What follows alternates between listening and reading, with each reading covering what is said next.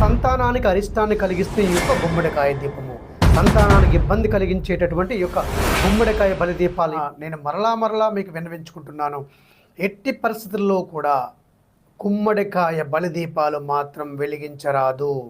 ఇది గృహంలో వెలిగించడం అనారోగ్య సమస్యలను సృష్టిస్తుంది, ఆపదలను సృష్టిస్తుంది. కోరి కష్టాలను తెచ్చుకోవడమే ఈ యొక్క బలి దీపాలను ఇంటిలో వెలిగించడం అంటే.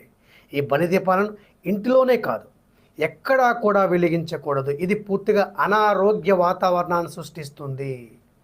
మన ఇంట్లో వెలిగిస్తే మనకు అనారోగ్యం వస్తుంది. ఆ యొక్క కాలినటువంటి ఆ వాసన వల్ల దేవాలయ పరిసర ప్రాంతాల్లో వెలిగిస్తే అక్కడ ఉండేటటువంటి మూగ జీవాలకు అనారోగ్య సమస్యలు వస్తున్నాయి. ఆ పాపం కూడా మనమే మూట కట్టుకోవాలి. దయచేసి ఎవ్వరూ కూడా, కొంతమంది దీని పట్ల అవగాహన లేనటువంటి వారు, వ్యాపార దృక్పథంతో ఉన్నటువంటి వారు ఈ వ్యాపారాలు చేస్తూ ఉంటారు. దయచేసి జ్ఞానం ఉన్నటువంటి వారు, మీరు భూతదై ఉన్నటువంటి వారు, భగవంతుని యొక్క అనుగ్రహం కోసం, పంచభూతాల అనుగ్రహం కోసం మీరు యొక్క ప్రక్రియ చేస్తున్నారు దీపారాధన. అటువంటి సభ్యమైన దీపారాధన చేయండి, నారికేల దీపారాధన చేయండి, లేదా ఎండుకొబ్బరిలో దీపారాధన చేయండి తప్ప ఈ గుమ్మడికాయ బలి దీపాలు మాత్రం వెలిగించరాదు. ముఖ్యంగా సంతానానికి అరిష్టాన్ని కలిగిస్తూ ఈ యొక్క గుమ్మడికాయ దీపము, సంతానానికి ఇబ్బంది కలిగించేటటువంటి ఈ యొక్క గుమ్మడికాయ బలి దీపాలు ఇంట్లో వెలిగించరాదు. కొన్ని హోమ ప్రక్రియల్లో చేస్తూ ఉంటారు పండితులు, మంత్రపూర్వకంగా ఖండిస్తూ ఉంటారు ఆ యొక్క కూష్మాండ దీపాన్ని. ఎప్పుడూ కూడా ఏమీ తెలియకుండా, అసలు గుమ్మడికాయ అనేది ఆడవారు ఎప్పుడు కూడా కోయి రాదు, ఇది పూర్తిగా అరిష్టం.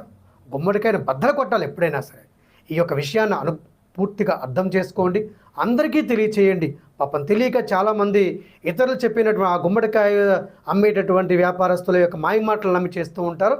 ఇది ఎన్నో రకాల దోషాలను, కష్టాలను, ఆపదలను కలిగించడమే కాకుండా ఇతర జీవులకు కూడా అనారోగ్య సమస్యలను, ఆపదను సృష్టిస్తుంది. తద్వారా మనము పాపాన్ని మూట కట్టుకోవాల్సిన పరిస్థితి వస్తుంది. ఇది అందరికీ తెలియచేయండి. ఈ యొక్క దీపారాధన పట్ల అప్రమత్తంగా ఉండండి.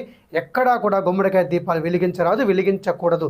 ఇది ఒకే ఒక్కసారి దుర్ముఖి నామ సంవత్సరంలో అనేక రకాల ఇబ్బందులున్న కారణంగా ఒకే ఒక్కసారి వెలిగించడం జరిగింది.